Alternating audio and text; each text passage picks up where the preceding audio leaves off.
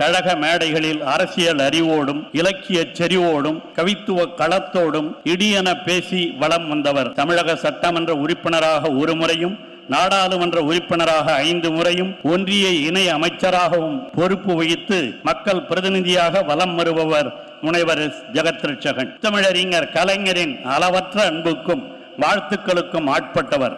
தலைவர் கலைஞர் அவர்கள் ஜெகத் ரட்சகன் அவர்களை ஆழ்வார் என்று அன்போடு அழைப்பார்.